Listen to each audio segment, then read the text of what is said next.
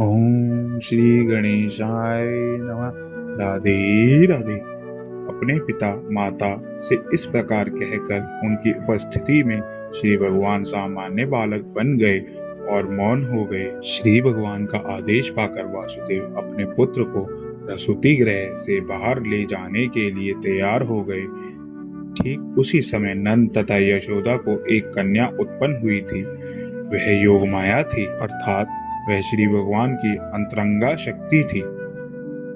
इस योग माया के प्रभाव से कंस के महल के सारे निवासी और विशेष रूप से द्वारपाल गहरी नींद में सो गए और लोश रखलाओं से बंद महल के सारे दरवाजे खुल गए। रात अत्यंत अंधेरी थी, किंतु जो ही वसुदेव श्री कृष्ण को अपनी गोद में लेकर बाहर निकले तो उन्हें सब कुछ दिखने लगा मानो सूर्य का प्रकाश हो। चैतन्य चरित्रामृत में कहा गया है कि श्री कृष्ण सूर्य प्रकाश के तुल्य हैं और जहाँ भी श्री कृष्ण रहते हैं वहाँ अंधकार रूपी माया नहीं रह सकती।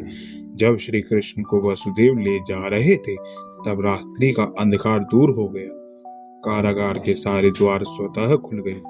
साथ ही आकाश में गंभीर गर्जना हुई और भीषण वृष्टि होने लगी। जब वसुदेव इस वर्षा में अपने पुत्र को ले जा रहे थे तो श्री भगवान शेषनाग का रूप धारण करके वसुदेव के सिर के ऊपर अपने फन फैला दिए, जिससे वृष्टि से उन्हें बाधा न पहुंचे। वसुदेव यमुना के तट पर आए तो देखा कि यमुना के जल में गरजती लहरें उठ रही थी और सारा पहाड़ फैनिल हो उठा है। इतने पर भी यमुना ने वसुदेव को नदी को पार करने के लिए मार्ग दे दिया। ठीक उस प्रकार जिस प्रकार सेतु बंध के समय हिंद महासागर ने भगवान श्री रामचंद्र को रास्ता दे दिया था, इस प्रकार वासुदेव ने यमुना पार की। उस पार वे नंद महाराज के गोकुल स्थित निवास स्थान में गए, जहाँ उन्होंने देखा कि सारे ग्वाले गहरी नींद में सोए हुए थे। इस अवसर का लाभ उठाकर वे यशोदा के घर में चुपके से घुस गए और बिना किसी कठिनाई के अपने पुत्र को रखकर बदले में यशोदा की नवजात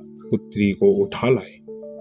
इस प्रकार चुपके से घर में घुसकर लड़के को लड़की से बदल लेने के बाद वे पुनः कंस के कारागार में लौट आए तथा पुत्री को देवकी की गोद में रख दिया। उन्होंने पुनः हथकड़ी बेड़ियां पहन ली, जिससे कंस को यह पता न चल पाए कि इतनी सारी घटनाएं घट चुकी हैं।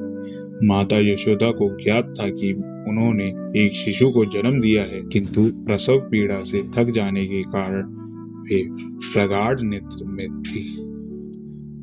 जब वे जागी तो उन्हें याद न रहा कि उनको पुत्र हुआ है या पुत्री। इस प्रकार लीला पुरुषोत्तम भगवान श्री कृष्ण के अंतर्गत भगवान श्री कृष्ण का जन्म नामक तीसरे अध्याय के भक्ति वेदांत तात्पर्य पूर्ण हुए। प्रेम से बोलिए राधे राधे और देखिए क्या जादू होता है। आपका दिल खुशी से भर जाएगा। कमेंट में लिखिए राधे राधे। इस चैनल को सब्सक्राइब करें और वीडियो को लाइक करना ना भूलें। राधे राधे।